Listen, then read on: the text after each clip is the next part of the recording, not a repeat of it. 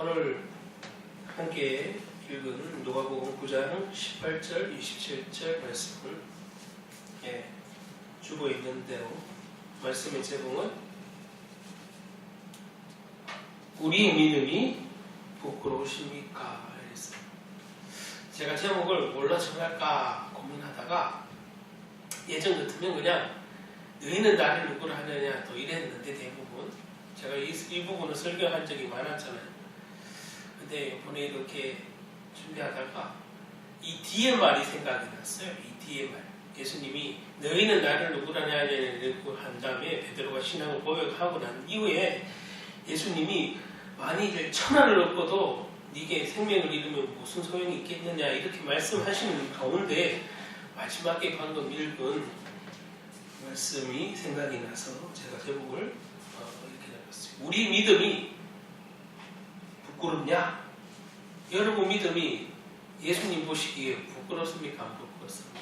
한번 곰곰이 오늘 말씀 듣는 중에 묵상하고 또 자기를 점검해 봐야 될 귀한 말씀이 아닌가 이런 생각을 해봅니다. 우리 믿음이 부끄럽습니까?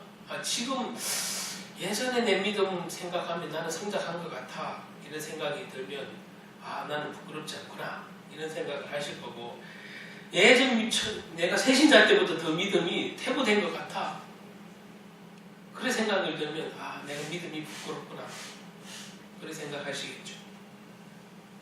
그런 점검이 되어지는 신앙이 건강한 것이고, 그것마저도 없다 이러면 정말 구원을 다시 생각해 봐야 될 그런 상태가 아닌가. 말 그대로 어느 박사님 말씀처럼 그런 성도가 있다면 옆에서 잘 돌봐주시길 바랍니다. 잘 돌봐주셔야 될 상태. 그런 성도가 있다면 정말 함께 이끌어서 믿음 안에서 성장할 수 있도록 그런 정죄하는 게 아니라 그런 상태가 있으면 그 사람을 위해서 기도하고 우리가 함께 양육해서 그 사람이 뿌리 잘 박힌 정말 목같이 되고 뿌리를 내린 포도나무처럼 되어야 함께 응답받고 함께 축복받아야 될 줄 믿습니다.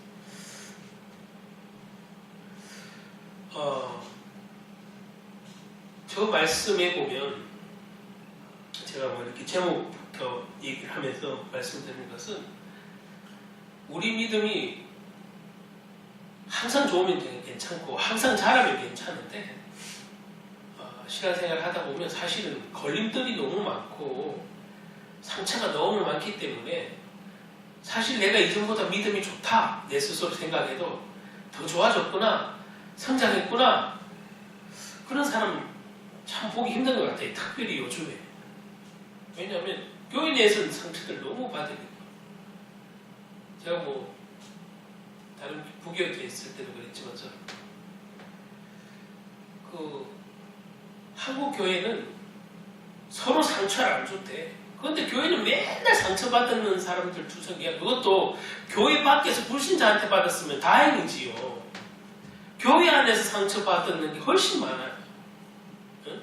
불신자한테 상처받는 것보다 교회 안에 성도끼리 아니면 사역자한테 목회자한테 상처받는 일이 더 많다는 사실 참 안타깝습니다. 저도 같은 하나님의 백성으로서 또 직분을 내려놓고라도 그렇고 또 직분이 있는 자로서 또 목회하는 자로서 사역하는 자로서 부끄럽기도 하고 책임을 통감하는 그런 현실. 우리의 믿음이 정말 부끄럽지 않으려면 자라야 될 것이고 그리스도의 장성한 분량이 이르라 이런 말씀처럼 장성의 분량이 이르러 가야 되는데 가기는 못하고 오히려 자꾸 후진만 하고 있으니 참 안타깝습니다. 근데 결론은 한국교회가 날마다 예배 때마다 이 그리스도를 선포를 안 하고 이 그리스도에서 자꾸 알아가는 메시지를 안 한다는 사실이 지금의 현실과 무관한 게 아니라 아주 밀접한 관계가 있다. 세상이 약해진 게 아니라 믿는 자들이 믿음이 약해진 거예요. 세상이 약해졌다고 표현을 하는데 대부분 세상이 옛날부터 악했고 지금도 악하고 계속 그래요. 그런데 믿음이 점점 믿음을 가졌다는 사람이 믿음이 점점 퇴보되고 약해졌다는 사실. 그리고 설교자들마저도 예수님 얘기하고 그리스도를 깊이 알리는 그런 영의 양식을 주는 게 아니라 전부 축복받으라, 병고침 받으라, 뭐 이런 육의 것들로만 잔뜩 채워진 설교를 1년 365일 중에 1년이 대강 52주, 53주인데 52주를 제가 오늘 아침에 어떤 목사님 큰 교단에서 목회하시는 목사님 간증을 방금 봤잖아요. 자기가 큰 교단에, 대한민국 큰 교단에 여기까지 말씀해도 되겠지. 통합측에 교단이 있었는데 교회도 꽤 성장해서 한 200~300명 그래도 괜찮은 교회를 가지고 있을 때 아무런 자기 먹고 사는데 지장이 없고 뭐 복음 전하는데 별 지장이 없다고 생각하고 있었는데 어느 목사님을 통해서 친구 목사님을 통해서 어느 세미나를 갔더니 전도에 정말 타고난 말씀에 관한 어떤 목사님이 나타나셨다. 이래서 그분의 테이프를 우연히 듣게 됐는데 늘 듣는 말씀이고 늘 아는 말씀인데 그렇게 이렇게 충격이 왔대요. 그 얘기가 별거 아니에요. 예수가 그리스도다. 그리스도가 예수다. 그런데 자기가 이 말을 듣는 순간 충격이 왔는데 왜 왔느냐? 자기가 설교를 실제 자기 설교하는 원고를 들여다봤대요. 자기 설교를 이렇게 원고를 들여다봤더니 1년 52주 중에 예수가 그리스도라는 단어가 이렇게 이어서 들어가는 게 단 4번밖에 없대요. 4번. 52주 중에 4번.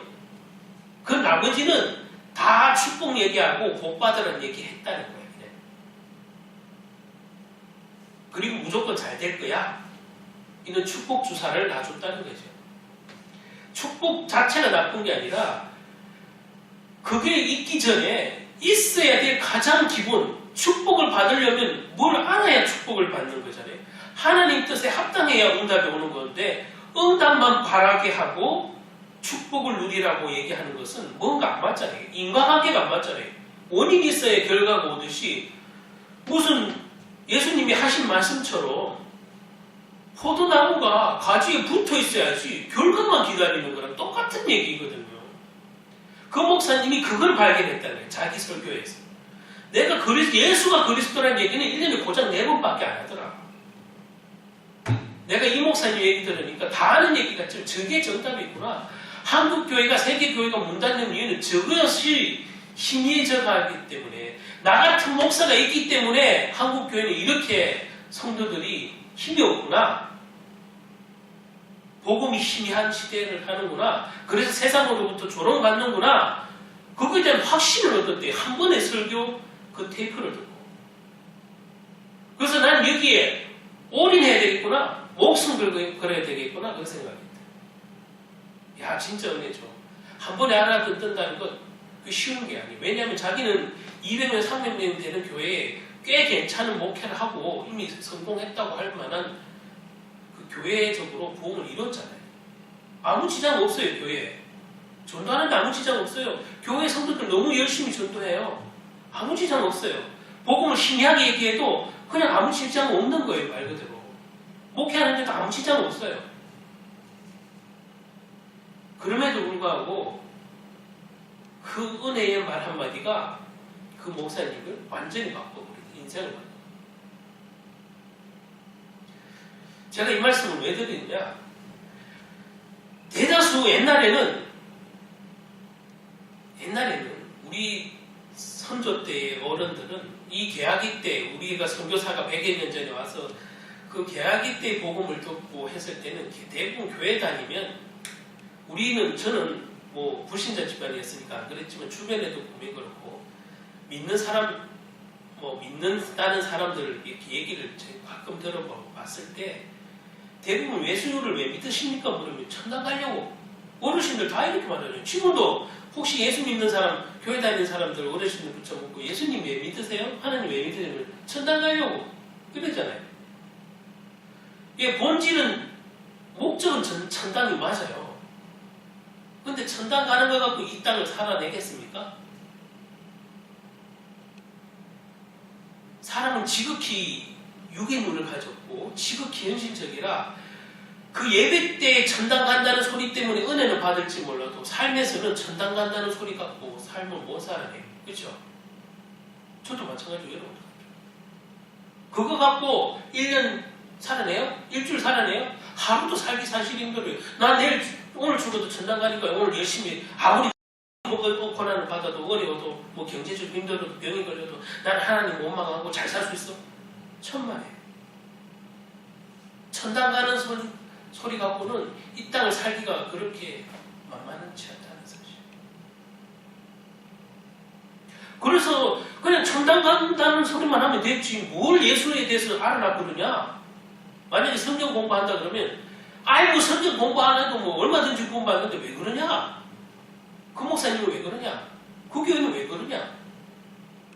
아, 예수 믿는다는데 왜 그냥 내비두지? 뭐 그렇게 깊이 알아야 되느냐? 그런 거는 깊이 하는 거는 신학자들이나 알고 사역자들이나 공부하면 되지. 평신도가 무슨 뭐 그냥 예수 믿으면 천당 간다. 이렇게 단순하게 알면 되지. 뭐가 그렇게 어렵냐? 이런 소리를 꽤 들어요. 꽤 지금도 어느 부교육자나 어느 교회 가면 성경 공부합시다. 오늘 이번에는 있는 양육 프로그램 가지고 합시다. 이러면 아니 목사님 다른 것도 하기 힘든데 주일날 하루에 예배 참석하는 게 힘든데 주일날 남아서 그 성경 공부할 시간이 어디 있어요 목사님? 그런 소리 한다니까요. 그분은 과연 구원받았을까? 구원은 이전에 삶은 잘 살 수 있을까? 생각이 드는 정말 의문이 들 만한 요즘 성도들의 그 대답이에요. 아, 내가 믿어도 뭐냐. 예수 믿으면 전당 간다는 거, 천국 간다는 거 알면 되지. 뭐 그렇게 따지냐. 안 해도 괜찮죠. 그러니까 그런 사상이 성도들 안에도 알게 모르게 팽배해 있고 그렇게 신앙생활하다가 생활하다가 그냥 또 성도 교회 안에서 뭐 다툼 시기 질투 때문에 상처받아서 나가는 사람들은 아 예수 믿고 싶고 하나님 믿긴 믿는데 나는 교회가 필요 없다. 요즘에 진짜 그래서 교회가 필요 없다는 성도도 많아요. 교회 필요 없지 않느냐. 그냥 내가 하나님 1대1이니까 구원은 교회에서 상처받는 것도 집에서 앉아서 예배나 드리고 말씀을 보면 그게 최고 아니냐.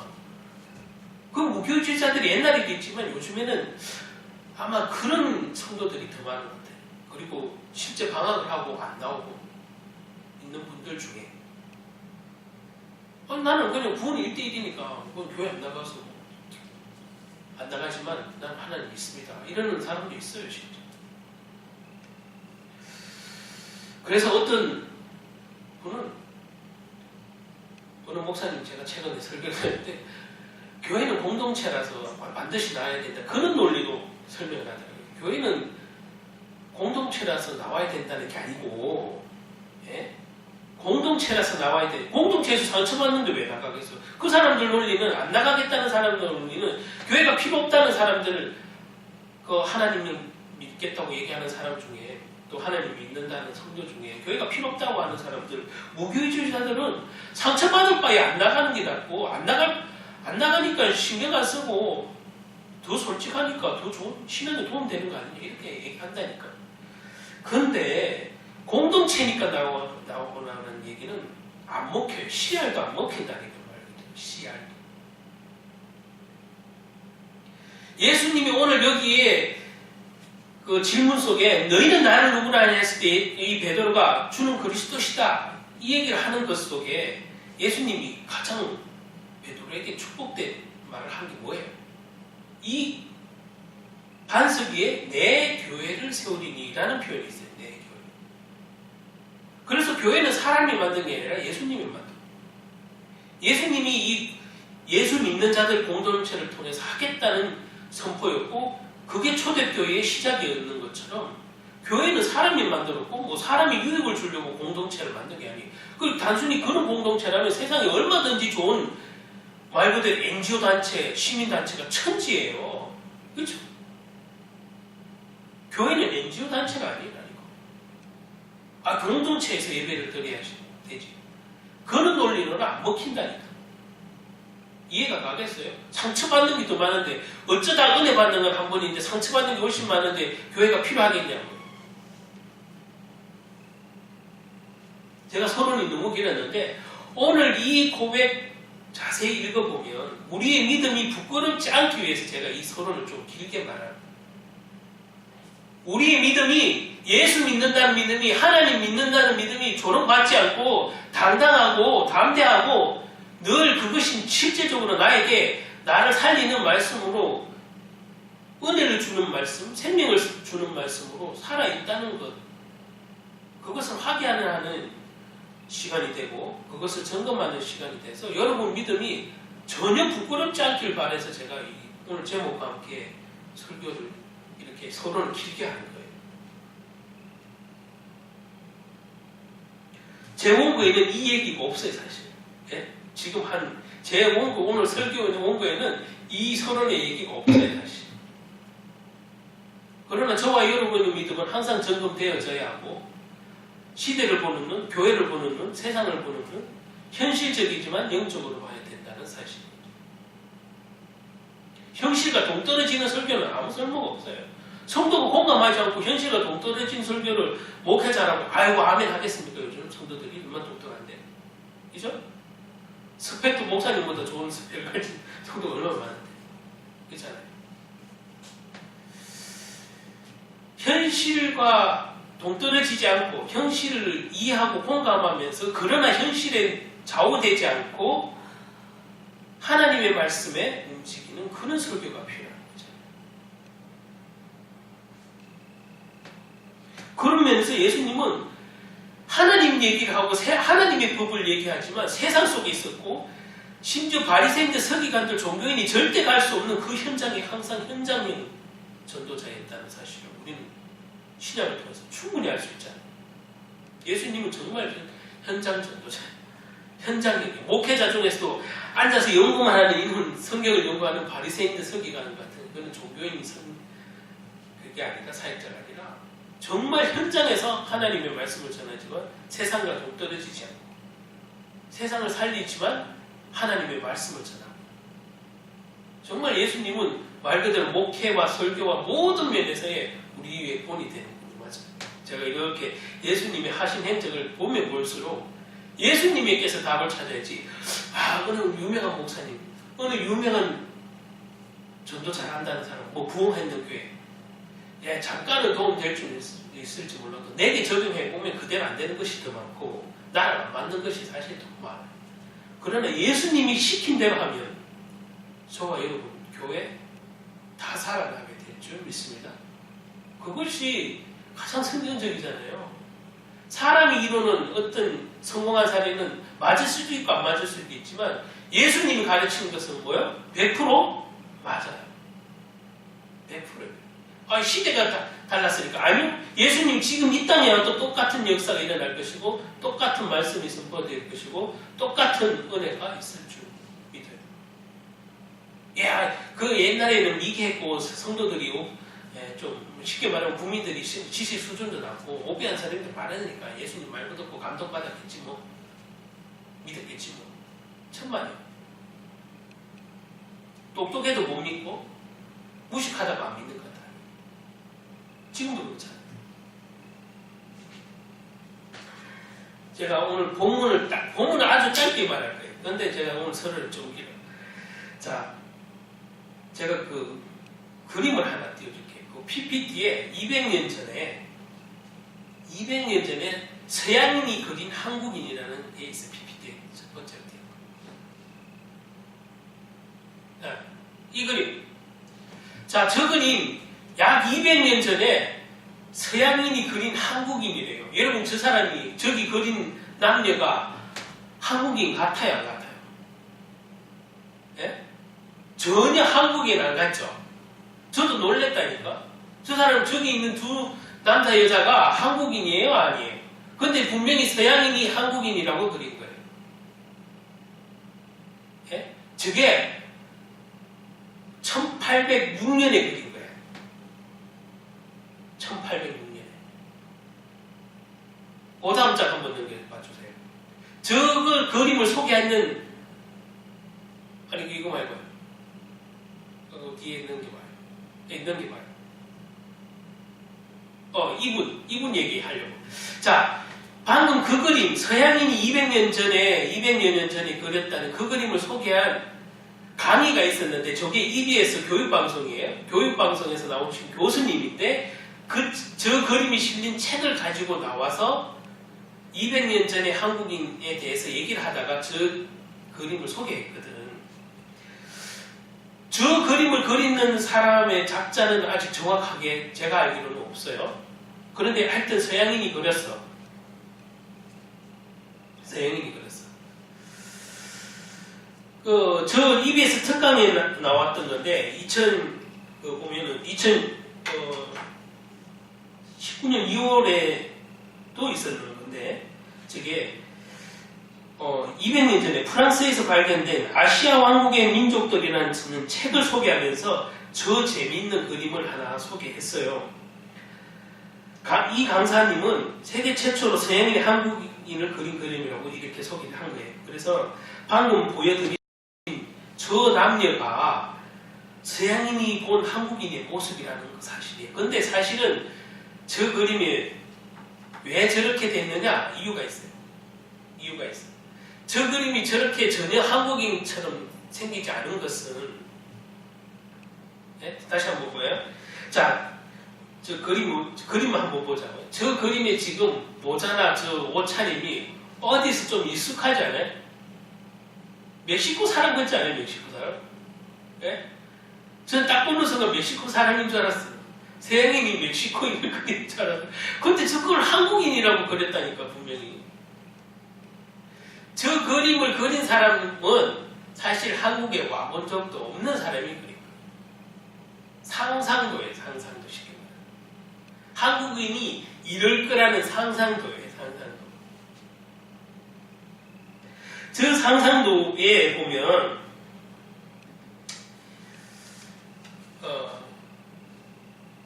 저 한국인이, 예? 저 여자가 뭘 하나 들고 있어요. 뭐 풀떼기 같은 걸 하나 들고 있는데, 전 저게 인삼인지 몰랐는데 저게 인삼이에요. 한국이라는 곳이 인삼이 유명하긴 했나봐요. 옛날에 이제 한국에 대한 정보가 이제 부족했겠죠. 근데 어쨌든 저걸 저 풀떼기가 저기 나오는 그림이 인삼이래요, 인삼. 한국인이 인삼을 들고 있는 거예요, 저 여자분. 근데 분명히 조선시대인데, 여러분 저 차림 보세요. 저게 우리나라가 조선시대가 6.25 국가인데 저 차림이 말이나 돼요? 전에 본 적이 한 번도 없죠. 없는데 저런 망토 같은 스타일을 입고, 심지어 여자는 가슴에 젖가슴을 내놨어요. 지금의 남미처럼 보이잖아요. 젖가슴을 내놓고 저렇게 생활했다고 서양인이 한국인을 그린 거예요. 말도 안 되는 얘기잖아요. 근데 그때 저 그림을 본 사람들은, 야, 동양의 아시아의 어느 나라 저 구석에 어느 나라는 저렇게 옷을 입고, 거기가 인삼이 유명한데, 저런데 여자는 가슴을 내놓고 저렇게 옷을 입고 있대. 저게 한국인의 모습이야. 근데 참 놀라운 것은, 여러분, 제가 이 말을 왜 드렸냐, 저거는 상상도라고 그랬어요. 그런데 10년 뒤에 놀라운 변화가 일어나요. 자, 10년 뒤 그림을 한번 보여드릴게요. 자, 요거는 그로부터 저 밑에 날짜가 있죠? 2018년 몇 년이, 1800 몇 년이죠? 16년. 1816년으로 나오죠? 예? 독일의 그림 엽서라고 되어 있죠? 예, 그림 엽서에 있는 한국의 모습이에요. 여러분, 이거 그림 보는 순간 한국 맞아요, 안 맞아요? 맞죠? 아주 근접하잖아요. 갓쓰고, 예? 한복 차림이 너무 맞잖아요? 불과 10년 사이인데 왜 저렇게 서양인이 본 한국인이 저래 달라졌느냐? 실제 가본 놈과 안 가본 놈의 차이예요. 여러분. 아까 그거는 상상도예요. 한국인에 대한 상상도지만 어떤 소문을 듣고 저거는 실제 가본 사람이 그린 그림이에요. 그게 이제 저 엽서로 만들어진 건데 저게 독일 엽서에 있다고 해서 지금 그림이 있어요. 그 다음 그림 한 번. 이것도 거의 같은 시기인데 1817년인가? 17년 17년. 영국 사람. 예. 영국의 어떤 사람이 그린 건데 이 갑봉 입고 저 맞아요, 안 맞아요? 한국인. 맞죠? 맞아요. 조금 현실감이 조금 떨어지긴 해도 되게 한국인을 봤으니까 그랬을 법한 모습이잖아요. 여러분, 한국을 왔다 간 사람이 그린 거예요.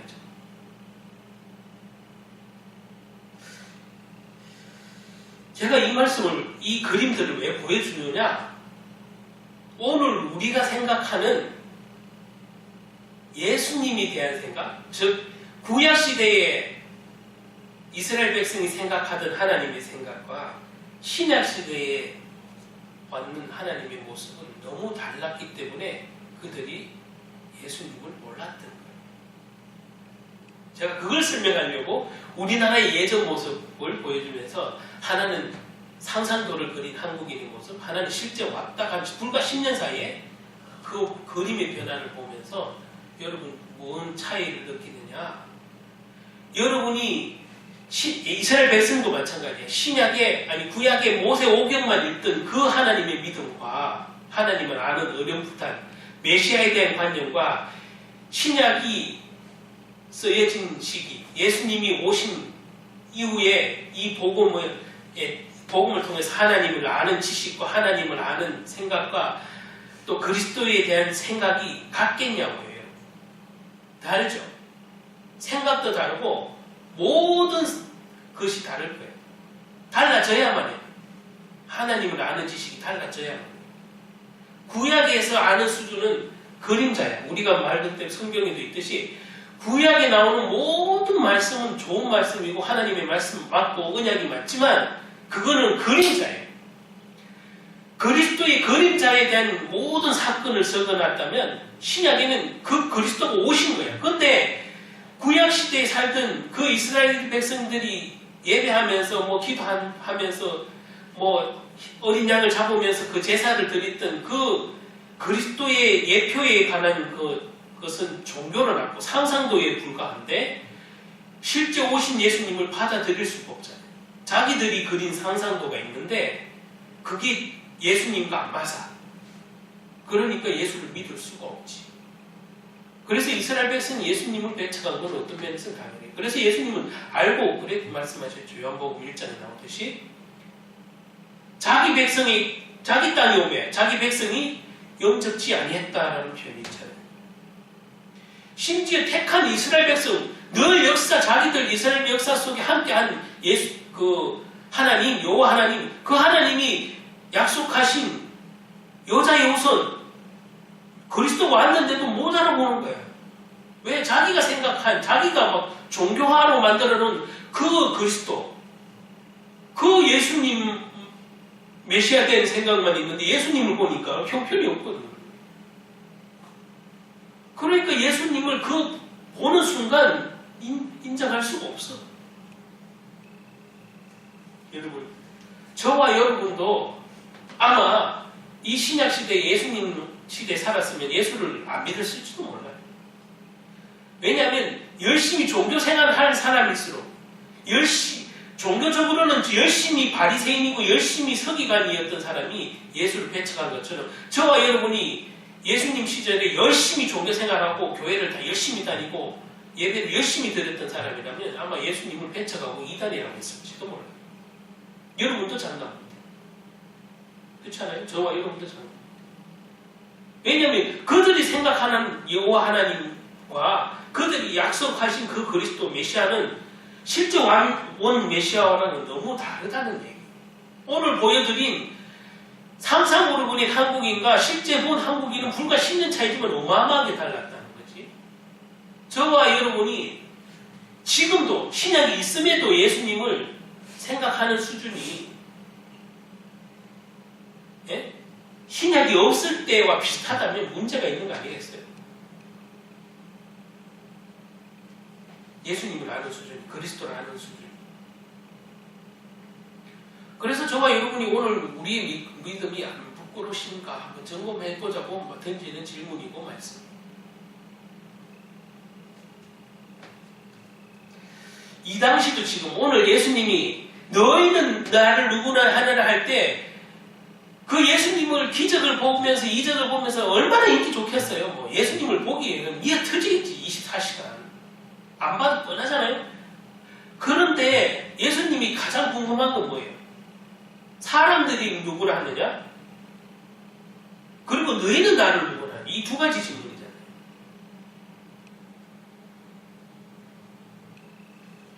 그 당시 사람들은 예수님 좋아서 날뛰고 난리쳤어요. 예수님을 왕 삼고 싶겠지. 이분이 진짜 이스라엘 왕이 됐으면 좋겠다. 당연하죠.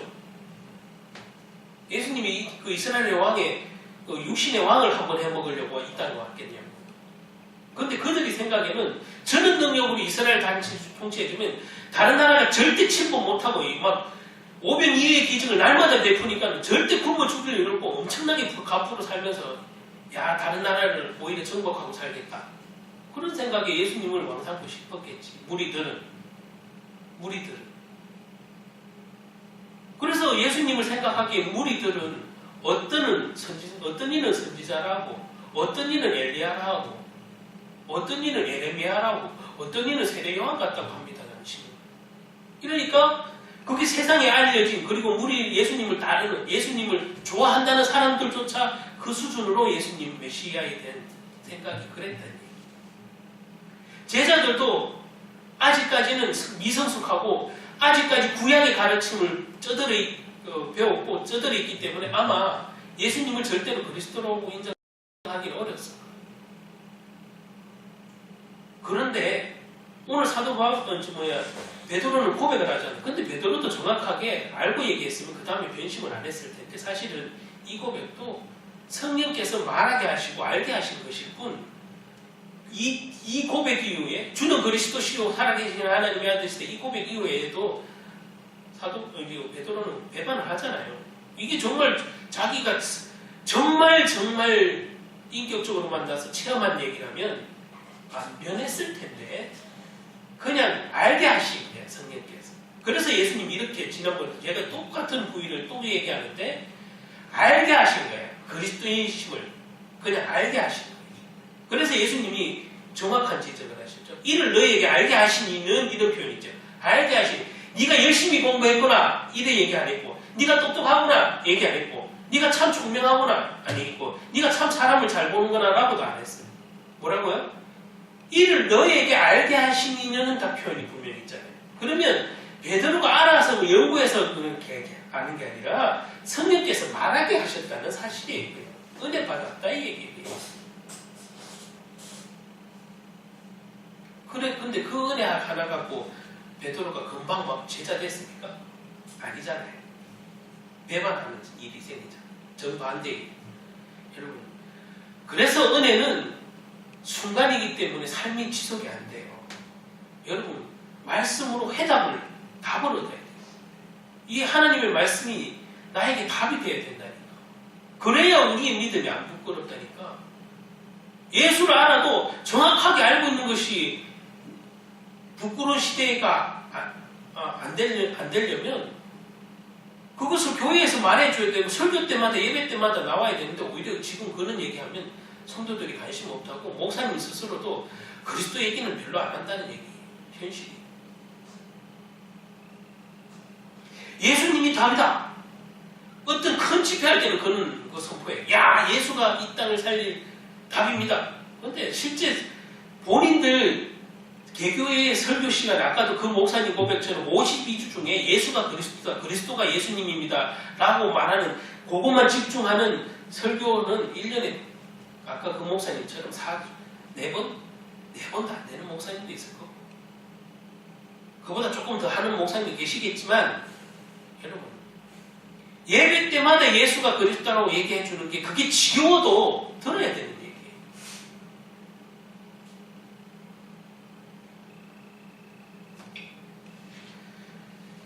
우리의 믿음이 안 부끄러우려면 진짜 아까 그런 얘기 불과 10년 차인데 한국인이라고 그린 모습이 너무 다르잖아요. 하나는 너무 현실적이고 사실적인데 하나는 말도 안 되는 저 멕시코인처럼 그렸잖아요. 여러분 그게 왜 차이 날까요? 체험의 차이지. 말씀을 아는 수준에서 체험의 차이, 확신의 차이. 내가 한국을 확실히 안다 하면은 가봤으니까 확실히 말할 수 있고 가봤으니까 확실히 그릴 수 있잖아요. 여러분이 그리스도를 안다고만 하지 말고 확실히 그릴 수 있냐 이 말이지.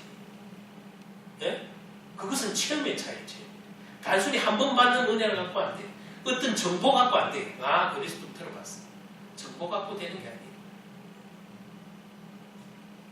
그런 정보가 아까 그는 회개망측한 한국인을 그린 듯이 여러분이 그리스도에 대한 그는 정보 가지고는 회개망측한 그리스도야 그냥. 그죠? 내 입맛에 맞는 그리스도 나오겠지. 내 입맛에 맞는 하나님 나오겠지.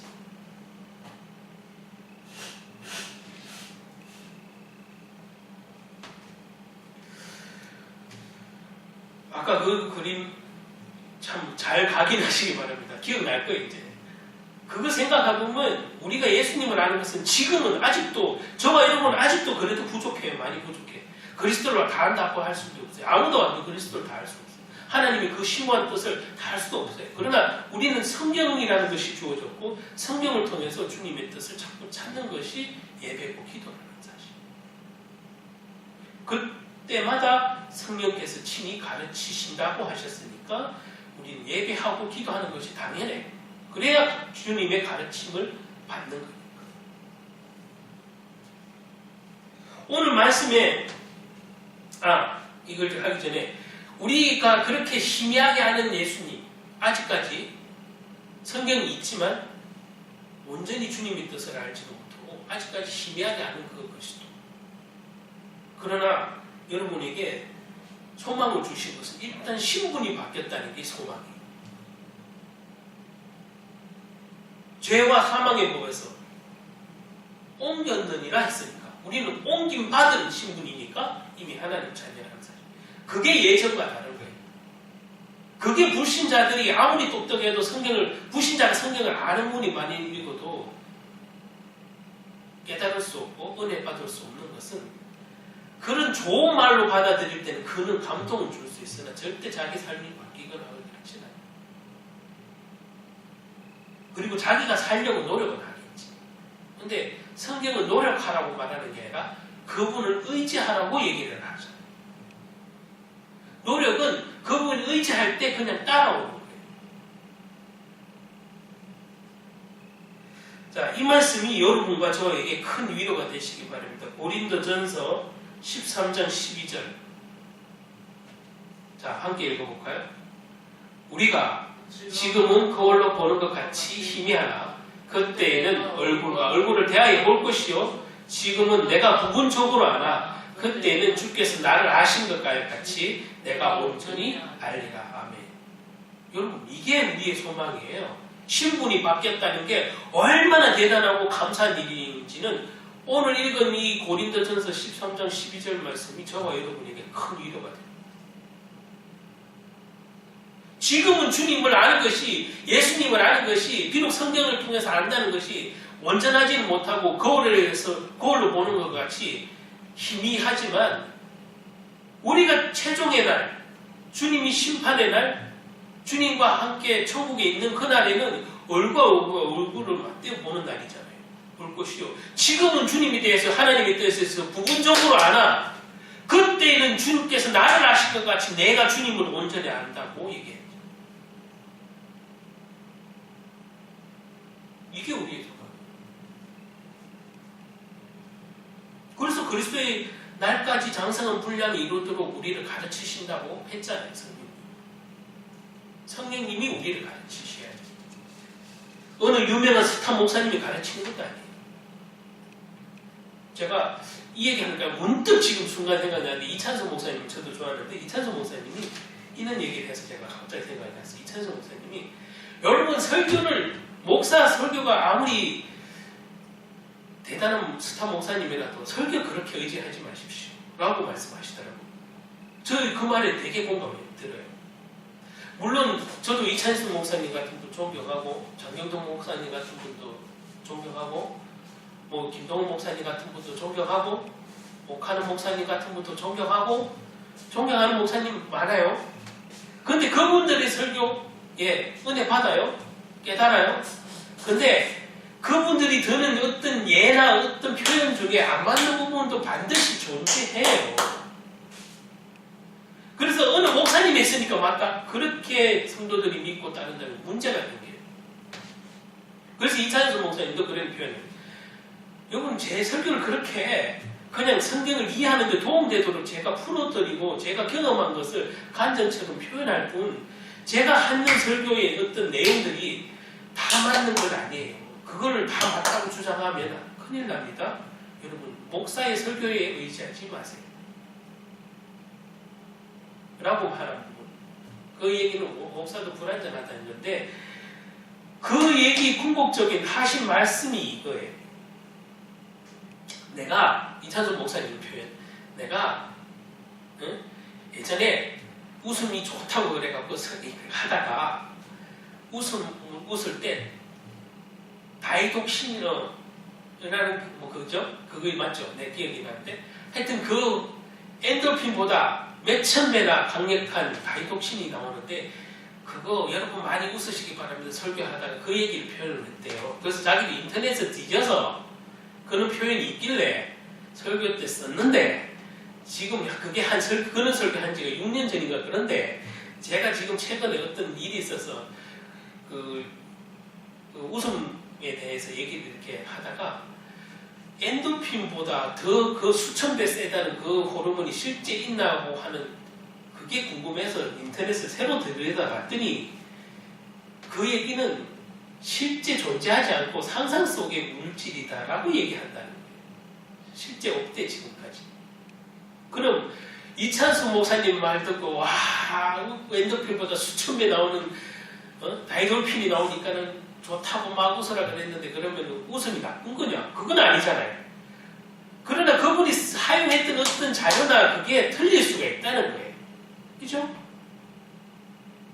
그래서 목사의 설교가 여러분 그 사람의 신앙을 좌우하면 안 돼요. 거기 나오는 어떤 표현이 있잖아요. 예를 든 것들.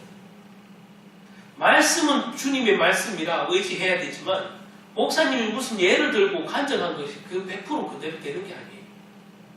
그것을 믿고 의지하면 안 돼요. 그 괜히 또 시험 들래. 목사님 거짓말했네?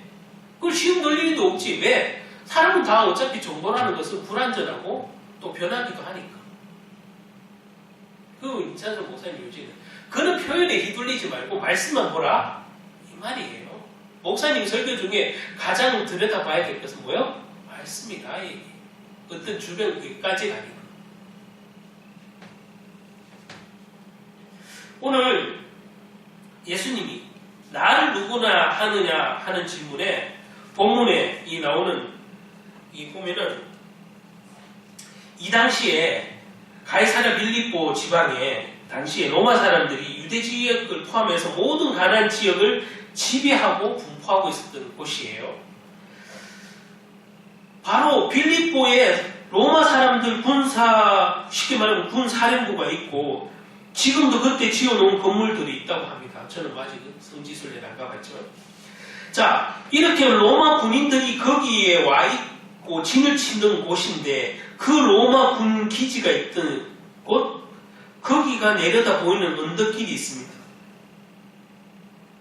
제자들이 이 길을 지나면서 남의 나라 군사들이 제멋대로 자기 나라처럼 휘젓고 왔다 갔다 하는데 너무나 괴로워서 이 길을 지나고 괴로워하면서 이 길을 지나고 있었을 것인데 그런 제자들과 무리들에게 예수님이 오늘 앉아서 그 길에서 이 질문을 던진 길이 어딘가 제가 설명을 드린 거예요.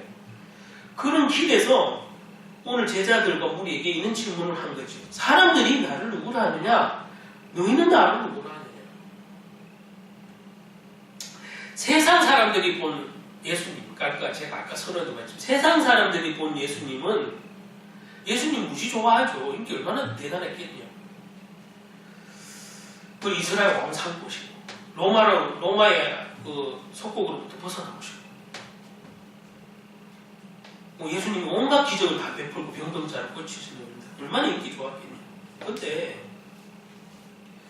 그런 모습을 보고 복음이 말하는 구약 성경에서 창세기 3장 15절이 말하는 여자의 우선이 와서 뱀의 머리를 상하게 한다는 것을 이 메시아에 대한 그리스도의 관점이 정확하지 않았다는 사실이에요. 그리고 이 종교화된 것 때문에 그것은 오히려 희미해져 버리고 무슨 율법적으로 십계명 지키고 뭘 하고 이런 것들만 잔뜩 남아있는 그 유대인들 바리새인들이 득세하던 그 지금 이스라엘 땅에 예수님이 인기가 좋은데 예수님도 그냥 말 그대로 그냥 사람이었으면 묻어가는 듯이 그냥 그 가르침에 맞다 하고 그냥 넘어가면 되잖아요. 어쨌든 예수님이 오늘 이 질문을 던지는 것 중에 사람들이 나를 누구라냐 할 때 구약시대의 능력이 좀 엘리야? 하나님과 대면했던 모세? 막 이런 거 사람 거론하면서 얼마나 지금 예수님을 이렇다 저렇다 얘기를 하는 거예요. 이제 다시 제자에게 예수님이 묻죠. 그러면 너희는 나를 누구라 하느냐? 세상은 그렇게 나를 보는데 그러면 제자라고 하는 너희는 나를 누구라 하느냐? 이때 베드로가 말했죠. 하나님의 그리스도입니다 라고 말했죠. 오늘 누가복음에는 이 고백을 들으시는데 마태복음에서는 예수님은 세상을 담당할 교회를 세우시겠다고 선포하는 장면이 이 말씀의 이 베드로의 신앙 고백의 핵심이라면 오늘 누가복음에 나타나는 이 베드로의 고백은 세상을 구원하는 예수님의 관점이라기보다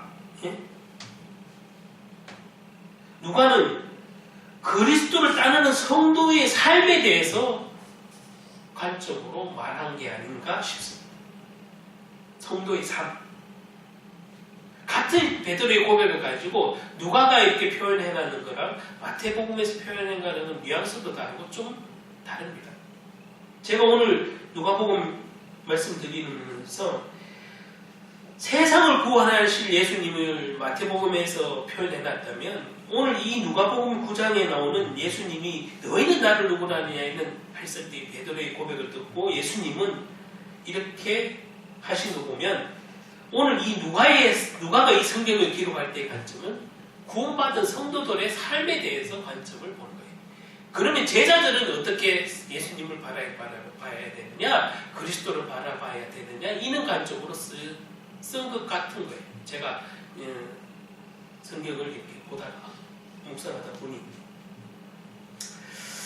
자, 또 무리에게 이르시되 아무든지 나를 따라오거든 자기를 부인하고 제 십자가를 지고 나를 따를 것이요 누구든지 제 목숨을 구원하고자 하면 잃을 것이요 누구든지 나를 위하여 제 목숨을 잃으면 구원하리라.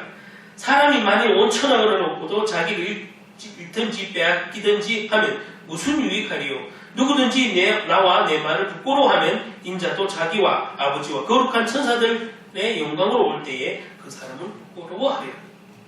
저와 여러분이 복음의 핵심인 예수님에 대해서 정확하게 알지 못하면 아들이 있는 자에게는 생명이 있고 아들이 없는 자에게는 생명이 없다고 그랬는데 여러분이 오늘 예수님이 지적하신 대로 제자들에게 물은 대로 생명이 있느냐 없느냐 이 성도들의 관점이 중요하다 이 말이에요. 예수님 인기 있는 게 문제가 아니에요. 예수님 사랑하는 것은 우리도 다 사랑해요. 제자들에게 예수님이 묻는 관점은 단순히 너희가 나를 사랑하느냐 이런 수준을 이제는 첨가했어요. 그러면 성도들의 삶은 예수님을 아는 수준이 달라야 돼요. 아까 이상한 그 한국인 그림 제가 보여드린 이유는 그런 예수님을 그렇게 희미하게 볼 때랑 선명하게 알 때랑은 천지 차이예요. 그냥 머리로 알고 있고 정보로 알고 있는 예수님 그리스도랑 여러분이 실생활 안에서 체험마다 현장마다 삶 속에서 예수님을 그리스도로 고백할 수 있는 만한 믿음이 있냐가 중요합니다. 그래서 오늘도 마지막 날에 너희가 나를 부인한다면 나도 너희 안에 없고 너희도 내 안에 없다. 이런 표현을 하시는 거죠. 제가 여기서 중요하게 말씀드리는 것은 성도들이 바라봐야 될 삶의 가치는 예수님이 내 삶의 가장 우선순위인가가 먼저이고 그 뒤에 응답을 주시기옵시오가 아니라 당신의 뜻이 내 삶을 통해서 나타내 주시옵소서. 그게 나의 최고의 행복입니다. 고백할 수 있어야 되고 우리의 믿음이어야 되는데 내 응답을 주님 들어 주시옵소서 이렇게 가르치는 설교, 교회, 성도 주님이 기뻐하시겠냐?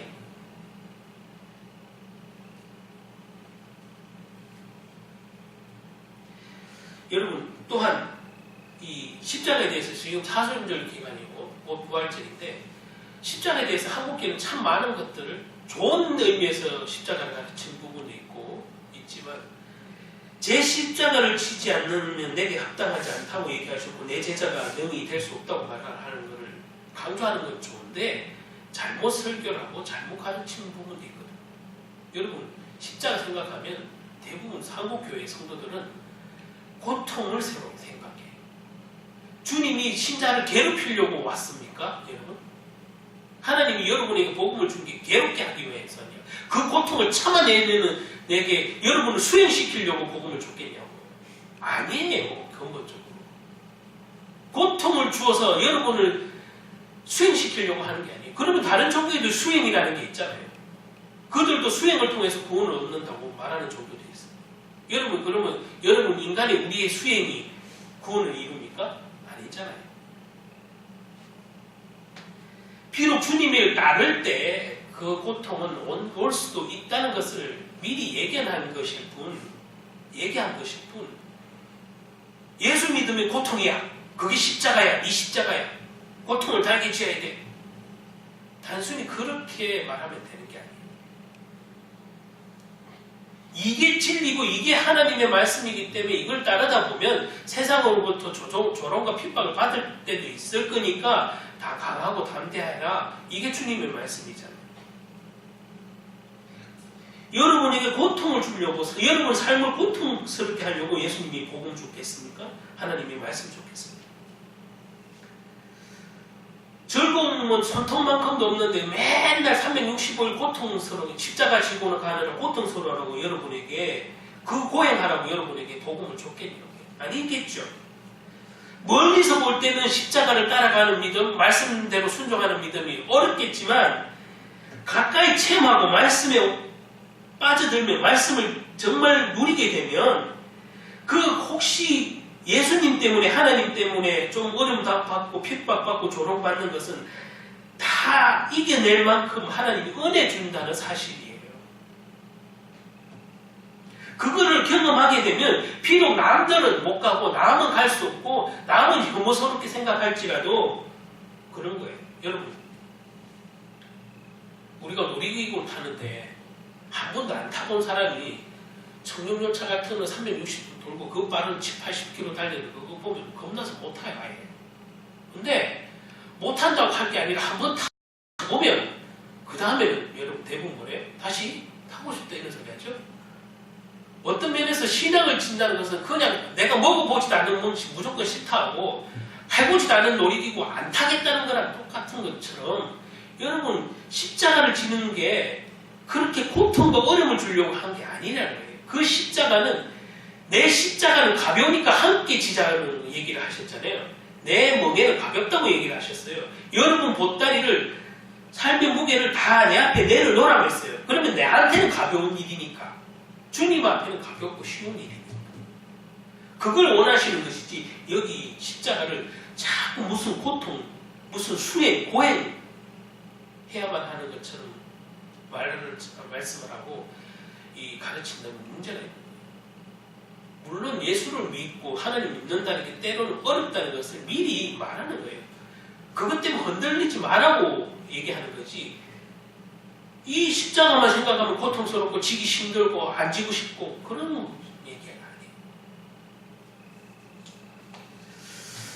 자 이제 시간이 또 많이 흘러가는데 서론이 길다 보니까 우리 믿음이 그런 예수님에 대해서 하나님에 대해서 삶을 결단하고 그런 순종의 삶을 살려고 할 때 세상의 유혹과 의심, 미혹, 그런 신앙이 쉽게 말하면 신앙의 걸림돌이 너무 많이 생길 수도 있어요. 그래 앞으로 믿음이 자라려고 하면 그것을 넘어뜨리는 이 사단이 올무를 놓고 기다리고 있기 때문에 여러분 어려울 수도 있어요. 그러나 여러분에게 가장 중요한 것은 예수를 믿는 믿음이 정확해야 된다는 사실이고 그 믿을 때 그 정확하게 믿게 될 때 내가 누리게 될 것, 또 체험하게 된 것을 말하지 않을 수 없다는 사실. 그러면 전도잖아요. 내가 체험한 걸 말하는데 왜 말 못해? 꼭 신학 공부해야 말합니까? 아니잖아요. 그 전도가 삶 속에서 당연히 녹아 나올 수밖에 없는 그 사실이고 내 정체성이 확신할수록 나는 천국에 갈 소망을 더 바라보게 된다는 사실. 이게 얼마나 행복하겠냐고 신앙생활.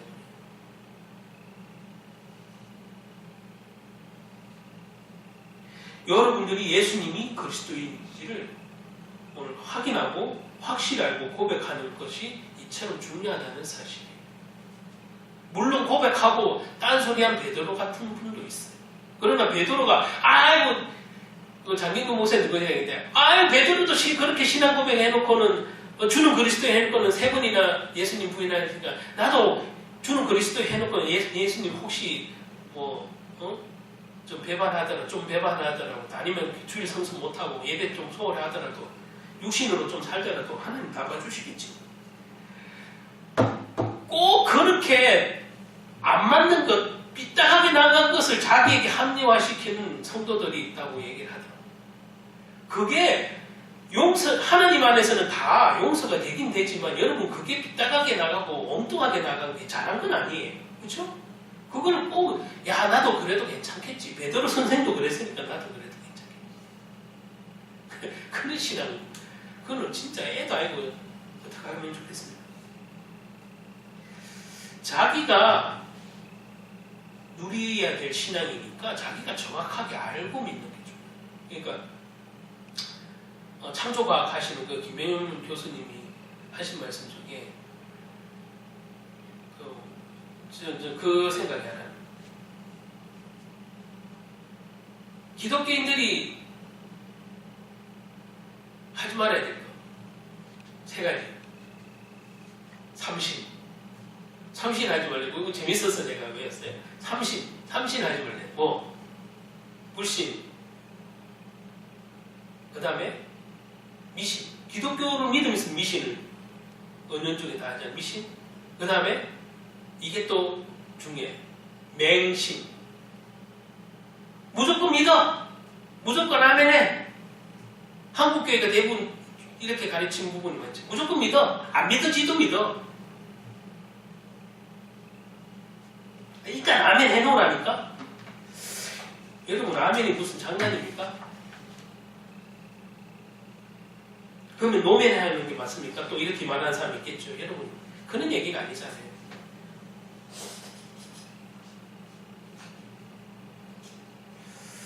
여러분 맹신하는 것만큼 위험한 게 없어요. 특히 지금 시대에 이렇게 정보화되고 고학력자들이 많고 고스펙을 가진 심지어 쉽게 말하면 스마트하게 똑똑한 사람들이 많고 인터넷 시대 발달 지식 정보화 사회에 대해서 여러분 분별하는 영이 없으면요 무조건 교회 다닌다고 맹신한다면 그게 이단으로 갈 소지가 아주 많은 거예요. 맹신. 그래서 저와 여러분은 그리스도를 정확하게 알아야 되고 양육받아야 된다는 사실. 저와 여러분이 한 주간에도 예수님이 그리스도이시다. 그리스도가 하나님이시다. 하나님은 곧 그리스도 예수님이시다. 이 삼위일체의 논리를 교리를 모르는 사람은 아무도 없지만 여러분이 정말로 체험에서 나오는 고백이 되어져야 되는데 한 주간에도 그런 고백을 할 수 있는 저와 여러분 됐으면 좋겠습니다. 기도하겠습니다. 하나님, 오늘 베드로가 고백하는 것처럼 예수님은 하나님의 그리스도이시니이다 라는 말씀을 했습니다. 이게 기독교의 핵심 교리이기도 하고, 아버지 하나님, 정말로 이 고백은 마태복음에서 주는 그리스도시요 살아계신 하나님의 아들이십니다 라고 기록하고 있습니다.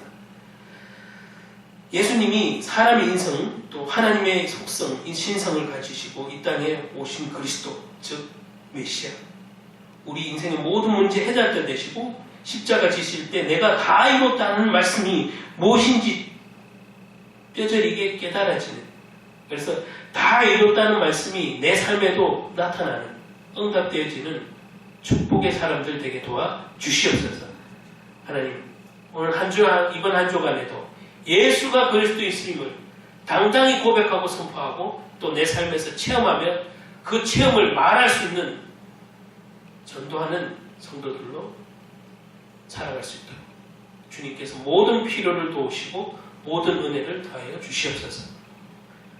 그리스도가 선포되는 것에 하나님 나라가 임하고 하나님 나라가 확장될 줄 믿습니다. 우리 생명 살리는 교회도 오직 그리스도만 말하고 그리스도만 전하는 하나님이 기뻐하시는 생명 살리는 교회가 되게 도와 주시옵소서. 예수 그리스도 이름으로 기도드립니다.